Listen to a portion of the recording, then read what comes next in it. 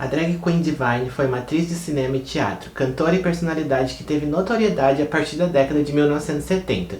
Musa do diretor de cinema John Waters, Divine foi uma contraventora do tradicionalismo norte-americano e colocava a excentricidade e sua explosão dentro dos seus trabalhos memoráveis, como o icônico filme Pink Flamingo. Quer saber a história completa da drag queen Divine? Então continue assistindo esse vídeo, mas antes, prazer! Meu nome é José Heitor e essa é mais uma Quarta Efêmera. Não se esqueça de se inscrever no canal, deixe seu like, comente aqui embaixo se já conheciam a história e agora bora pro vídeo de hoje.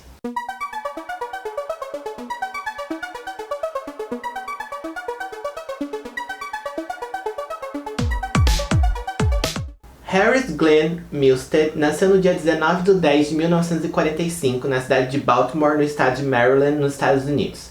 A mãe, Frances Milstead, disse numa entrevista que o Glenn adorava brincar com bonecas, adorava mexer no guarda-roupa dela. Ele era uma criança desde pequeno que se expressava artisticamente, então a mãe dele sempre dizia que ele adorava brincar com isso, mexer nas coisas dela. Ela até chega a citar que com 10 anos ela levou ele pro médico para ele ser consultado e o médico falou que a feminilidade do Glenn não era uma coisa normal para uma criança de 10 anos. E nisso a mãe dele saiu do consultório e falou pra ele que ia continuar amando ele da mesma maneira. Então ela não deu muita bola pro que o médico falou. E nisso a gente precisa lembrar que estamos na década de 50, 60. No ensino médio, o Glenn também sofreu muito bullying na escola, principalmente com os outros alunos que estudavam na escola. Ele sofria muito bullying pela sua feminilidade, ele sofria muito bullying pelo seu peso.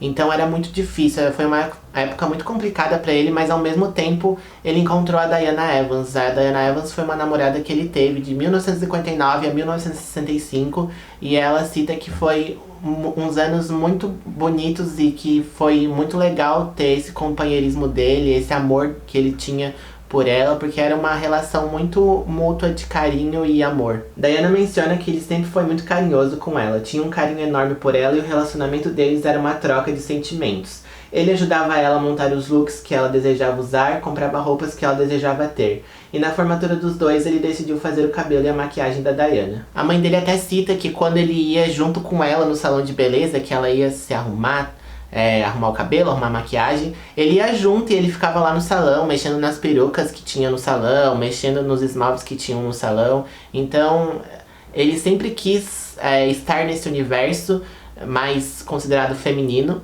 E a mãe dele disse pra ele, mais ali no ensino médio, na formatura dele, que ele poderia fazer um curso de maquiagem e cabelo, porque ela ia abrir um salão de beleza e ela gostaria que ele ajudasse ela a trabalhar com ela, fazer os cabelos das clientes, maquiagem das clientes, enfim. E nisso ele foi fazer esse curso. Antes de continuar a história do Glenn, é bom lembrar que estamos na década de 60 e a comunidade LGBT era muito reprimida nessa época, eles viviam escondidos.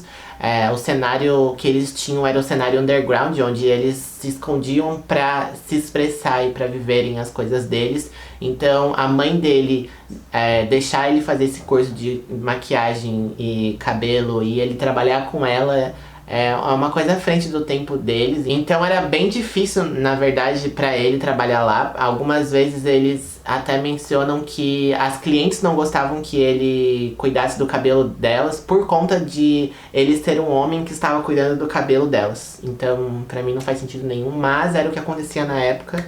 E ele continuou trabalhando com a mãe dele, mas sempre teve essa questão que prejudicava o trabalho dele. Bom, a amizade entre Glenn e John Waters aconteceu de uma forma muito rápida. Eles se conheceram quando John tinha apenas 17 anos e com o passar dos anos eles criaram uma relação de confiança um com o outro. Todas as ideias malucas do John, Divine era a caracterização do Glenn mais pra frente, que vocês já vão saber, mas o Glenn tinha esse respeito e essa admiração e esse cuidado com o John, então ele se sentia muito confortável em fazer todas as ideias malucas que o John propunha ele a fazer. Então quando eles tinham que começaram a gravar algumas filmagens, algumas coisas diferentes no cenário que eles estavam vivendo, o Glenn sempre foi muito aberto com o John e ele realizava tudo que o John pedia pela essa questão de confiança que eles tinham um com o outro. John cita que pra ele, Divine quebrou as regras e barreiras das drag queens e levou isso para um novo nível, um nível de anarquismo. Os dois montaram um grupo de jovens chamados de Dreamland. Além dos dois, participavam do grupo Mary Vivian Pearce, Mink Stowe, David Lockery, Sue Lowe e Van Smith,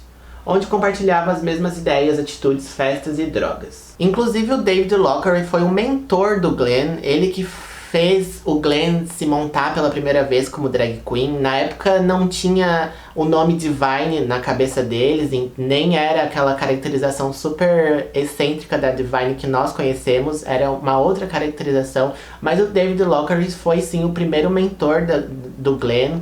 Ele que colocou o Glenn como uma drag queen, caracterizou ele como uma drag queen, e nisso o Glenn foi curtindo o que ele estava vivenciando, curtindo a experiência de se expressar daquela maneira. Tanto que o David e o Glenn começaram a frequentar os drag balls, que são as cenas dos salões de bailes das comunidades LGBTs em Washington na época.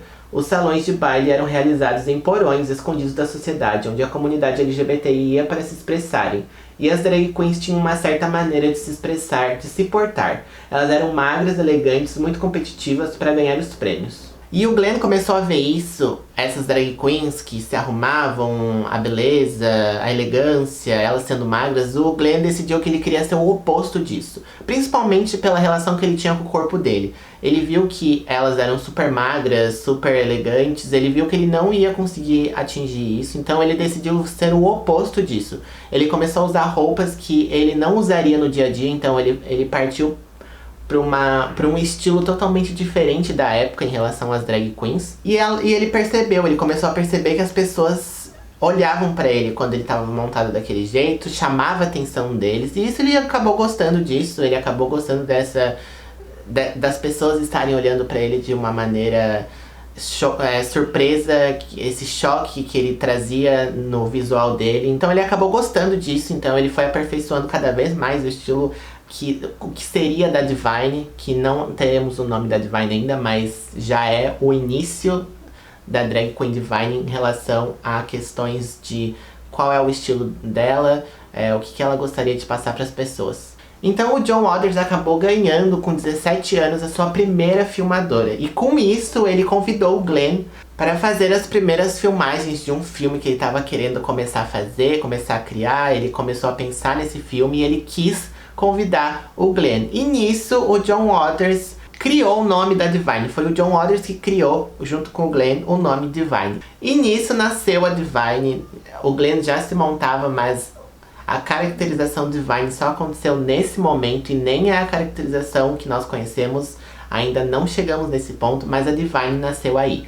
E no primeiro filme de John Waters, que se chamava The Roman Candles. E foi aí que os dois começaram a ganhar notoriedade no cenário underground da região onde eles moravam na época. Após isso, John convidou Divine para o seu próximo filme, Eat Your Makeup, onde a Divine interpretou a Jack Kennedy. Inclusive, a Divine foi a primeira atriz que interpretou a Jack Kennedy no cinema, então isso eu acho que a maioria não sabe. Eu não sabia, e eu acho muito legal trazer isso pra vocês. A Divine foi a primeira atriz a interpretar a Jack Kennedy no cinema. No filme dirigido por John Waters de novo, Trasho, de 1969, a Divine começou a mostrar realmente a sua excentricidade, o seu jeito único de ser, sua maquiagem marcada, o seu estilo. Não estamos falando ainda daquela maquiagem marcada que nós conhecemos, mas já começa aí uma maquiagem mais marcada, um jeito mais excêntrico, aquela raiva da Divine de quando ela contracena, aquela explosão que ela traz nos filmes.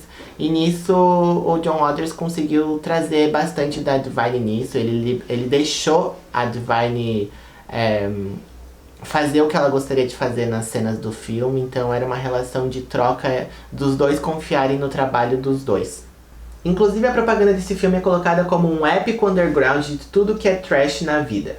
E foi em Multiple Maniacs, em 1970, e por conta do filme ter mais diálogos nas cenas do filme, que Divine mostrou seu jeito explosivo de contracenar com suas falas e diálogos, chegando a beirar a raiva. E essa raiva acabou destacando Divine no cinema. Então o John não queria aquela atriz perfeita hollywoodiana, que daquela época era muito forte. Ele queria realmente uma atriz excêntrica, rebelde, que trazia esse sentimento diferente para os filmes dele. E a Divine proporcionava isso para ele. Então é o que eu falei, era uma relação de troca dos dois, relação profissional e de amizade, e em que os dois confiavam um no outro e davam essa liberdade um pro outro de criar juntos durante as cenas dos filmes. No início da década de 70, o John e a Divine vão para São Francisco e lá eles são convidados para participar de um grupo de teatro chamado The Cockets. Esse grupo era formado por hips e que participavam de performances teatrais, onde tinham mulheres, homens, gays, lésbicas e drag queens, que performavam shows no Palace Theatre em São Francisco. O John até cita que o Sebastian era o administrador do lugar, do teatro, foi a pessoa que mais impulsionou a carreira dos dois, que mais ajudou os dois a ganharem mais notoriedade com o trabalho deles. E foi nessa época que o maquiador Van Smith, ele era um maquiador super talentoso e depois ele ficou muito conhecido. Foi ele que realmente criou a assinatura da Divine, com a careca aparente, o cabelo mais pra trás e o cabelo grande pra trás, a maquiagem super marcada. Então ele até cita que eles deixaram a careca maior da Divine justamente para eles conseguirem ter mais espaço para pintar o rosto da Divine. Então é aquele look excêntrico, aquela maquiagem forte, marcante, que todo mundo conhece, é do Van Smith. A Divine acabou ganhando muita notoriedade nesse teatro e nessas performances que ela fazia junto do grupo, e ela acabou ganhando um espaço para fazer as apresentações dela solo. Então aí Divine começou a fazer apresentações solo nesse teatro. Ela conseguiu muita visibilidade, muita notoriedade por conta do seu jeito de ser, sua excentricidade, os seus shows. Então ela fazia shows muito diferentes pelo que a época estava fazendo. Então isso fez com que as pessoas fossem no teatro assistir a Divine. E nisso ela acabou ganhando mais visibilidade do que ela já tinha. E ela era muito conhecida em São Francisco por conta disso. Os amigos próximos dela até mencionam que existiam duas pessoas completamente opostas na Divine. Divine com seu jeito explosivo e excêntrico de ser, e o Glenn, que era bastante calmo e tímido. Bom, depois desse começo de sucesso, em 1972, Divine contracenou o grande filme de John Waters, Pink Flamingo. Então o John até cita que foi o maior orçamento que ele teve para fazer um filme que ele já tinha feito, e o orçamento era de $10 mil, e para eles era gigante esse orçamento. Eles tinham locação nova, eles tinham coloração, eles tinham imagem, eles tinham som. Então eles tinham um aparato muito maior para fazer esse filme. E com isso, ele conseguiu fazer um filme brilhante. E isso fez com que ele conseguisse fazer essa produção muito bem feita. Foi nesse filme que a Divine usa o icônico look que ela tem, vestido de vermelho com uma arma na mão e o cabelo amarelo, a maquiagem marcada. Então é nesse filme que ela aparece, em Pink Flamingo. Além de outras cenas muito importantes que a Divine tem, é desse filme. Então o John foi gravando cena após cena, ele tinha ideias totalmente diferentes, fora do comum pra época. Então ele foi meio que criando o filme enquanto as cenas eram filmadas. A Divine pegou isso pra ela e realmente mostrou todo o seu potencial. Precisamos lembrar que ele é um filme do início da década de 70, então foi um filme muito à frente do seu tempo. O filme teve tantas cenas grosseiras, chegavam a ser grosseiras, que as pessoas que foram assistir esse filme, elas tinham sentimentos diferentes. Algumas pessoas ficaram horrorizadas assistindo esse filme, e outras pessoas ficaram fascinadas pelas cenas totalmente fora do comum que elas viam no cinema, no filme. Então é um filme totalmente excêntrico, totalmente diferente. Tem uma cena que o John Waters pede pra Divine gravar comendo um cocô de cachorro. Então é um filme totalmente fora do contexto da época e vale a pena vocês assistirem.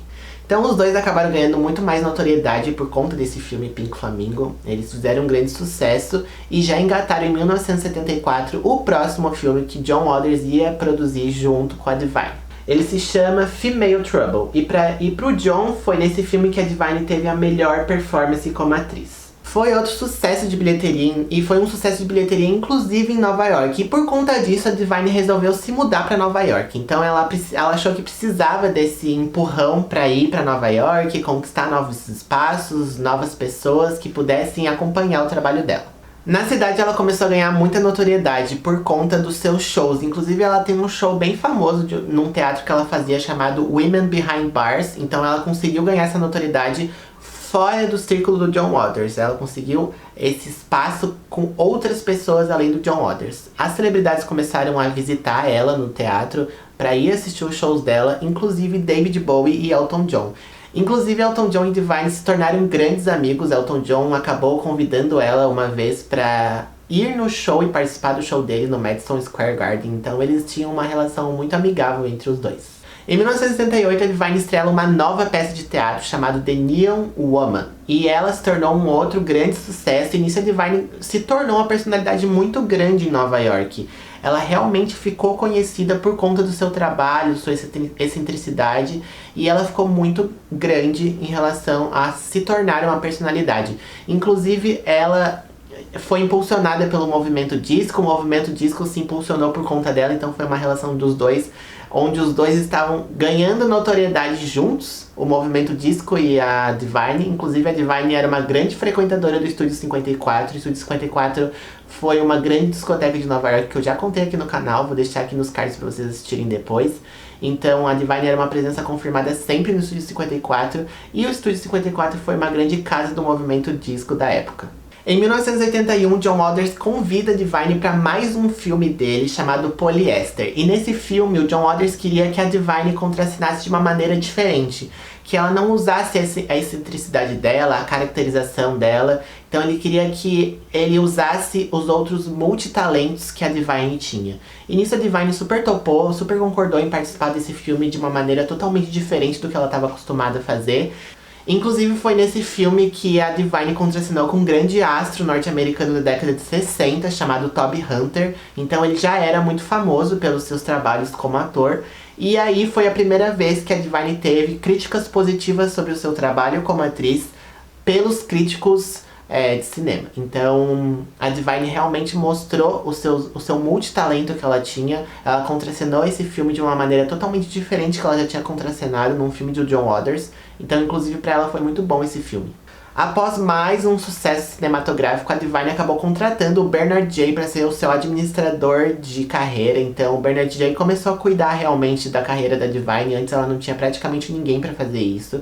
Claro que ela tinha os amigos, ela tinha o John Waters, mas ter uma pessoa que iria ajudar ela com isso, ela não tinha.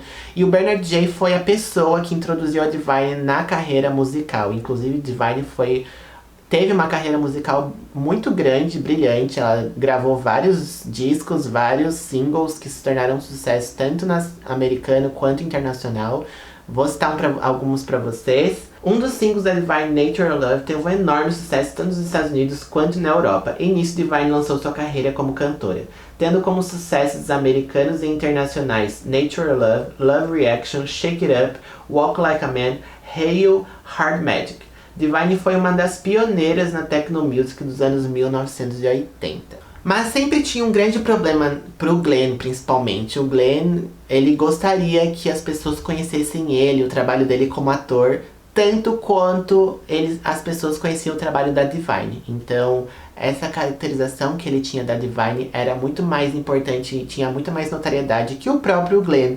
O Glenn até cita que ele sempre quis se tornar um grande astro do cinema, e a Divine proporcionou isso pra ele, mas ele queria que as pessoas conhecessem também o seu lado Glenn e não só a Divine. Inclusive, enquanto ele ia em algumas entrevistas, sem estar caracterizado como a Divine, as pessoas meio que perguntavam e pediam por que você não veio como Divine, cadê a Divine? E nisso ele acabou ficando meio triste em relação a esses sentimentos que ele tinha, de o porquê que as pessoas não estavam aceitando o Glenn e só queriam ver a Divine. Foi só no filme Trouble in Mind, em 1985, que ele atuou sem a caracterização da Divine. Ele até cita em uma entrevista que ele queria mostrar um outro lado do trabalho dele e que ele queria atuar um personagem homem. Isso acabou sendo bastante difícil para ele e para as pessoas entenderem esse outro lado. Ele queria que as pessoas também gostassem do Glenn e não só da Divine. Foi nessa época também que ele começou a sentir muito cansaço nos shows que ele fazia, e todas as vezes que ele fazia o show ele acabava cansando demais, principalmente por conta do seu peso, da sua saúde. Uma amiga dele até cita que ele tinha muitos vícios, inclusive de compras de drogas e de comida. Então ele tinha essa impulsividade e isso fez com que o corpo dele não continuasse ajudando ele no trabalho que ele tinha que fazer como ator. Em 1988, John Waters e Divine trabalham mais uma vez juntos no filme Hairspray. Esse foi até então o trabalho mais grandioso de John Waters, em termos midiáticos e financeiros. Mas nesse filme, como todos os outros filmes que a Divine participou dos filmes do John Waters, a Divine nesse filme Hairspray, ela não era a atriz principal. Mas foi um enorme sucesso, o filme é muito conhecido, eu acredito que vocês saibam pelo menos o nome e conheçam um pouquinho desse filme. Mas esse filme foi um grande sucesso realmente pro John Waters e pra Divine. Após esse novo sucesso, Divine estrelou a capa da Interview Magazine. O John e a Divine ficaram conhecidos pelos Estados Unidos inteiro. Nesse momento, a Divine realmente quis cuidar do corpo dela, realmente quis se livrar desses vícios que ela tinha. E ela começou a melhorar sim, ela queria muito melhorar a saúde dela e ela começou a conseguir isso. Mas infelizmente a Divine acabou falecendo de ataque cardíaco no dia 7 de março de 1988 com apenas 42 anos. Então, inclusive foi dias antes de ele começar a gravar um sitcom norte-americano na TV. Então pra ele era um grande personagem que ele ia fazer e ele ia contracenar como Glenn e não como Divine. Então o grande sonho dele de estar na TV como Glenn, participando, sendo ator de uma série, de um sitcom, ele acabou não conseguindo porque dias antes ele acabou falecendo de um ataque cardíaco. Então é isso, gente. Eu espero que vocês tenham gostado desse vídeo, contar um pouquinho da história dessa incrível personagem da nossa comunidade LGBT, que ia mais. Então, Divine está sempre nos nossos corações, nos nossos pensamentos. Um grande personagem excêntrico para nossa história. Inclusive, eu espero muito que vocês tenham gostado desse vídeo. Não se esqueçam de se inscrever no canal. Curtam, deixem seu like, compartilhem com as pessoas que vocês gostam. Comentem aqui embaixo o que vocês acharam desse vídeo. E até a próxima quarta efêmera. Tchau, tchau, gente.